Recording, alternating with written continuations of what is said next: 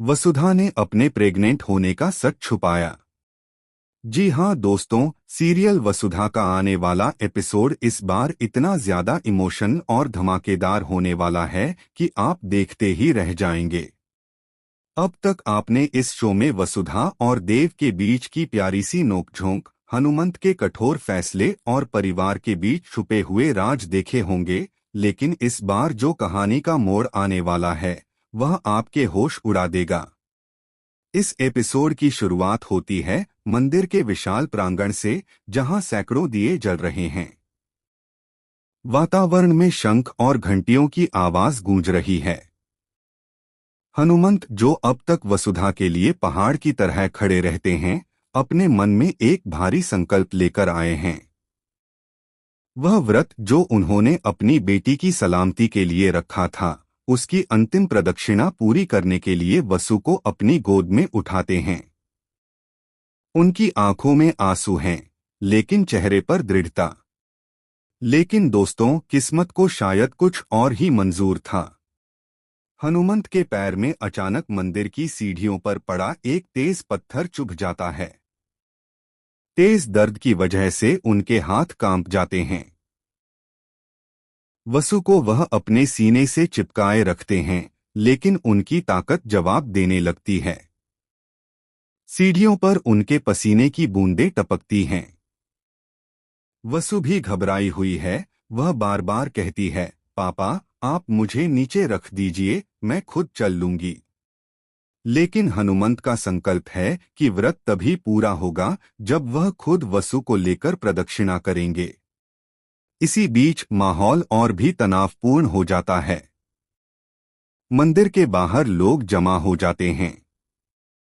सब देखते हैं कि हनुमंत की सांसें तेज हो गई हैं, उनका पैर लहूलुहान हो चुका है। वसु चिल्लाती है, कोई मदद कीजिए। और तभी अचानक देव वहां आ जाता है।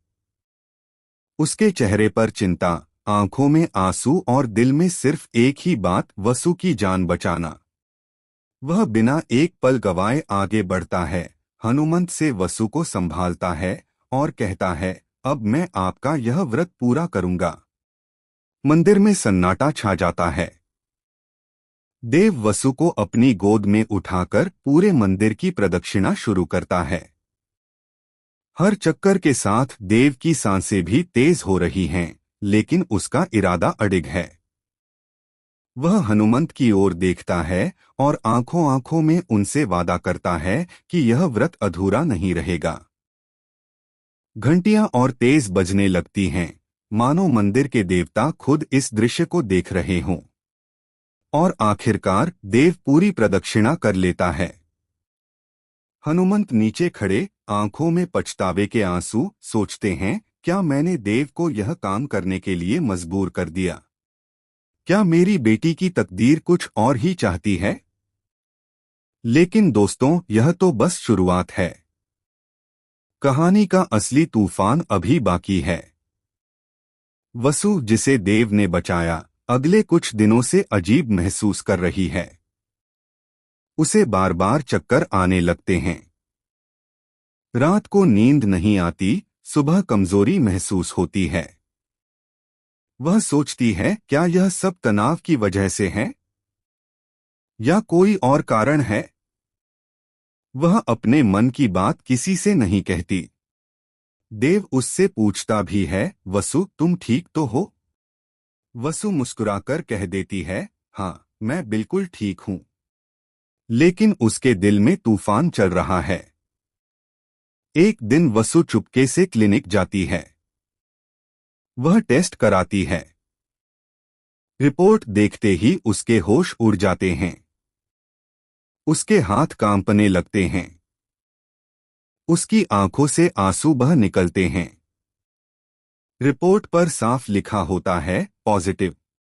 वसु मां बनने वाली है। दोस्तों, यह खबर किसी के लिए खुशी की वजह होती, लेकिन वसु के लिए यह डर और झिझक का कारण बन जाती है। उसके मन में सवाल उठते हैं।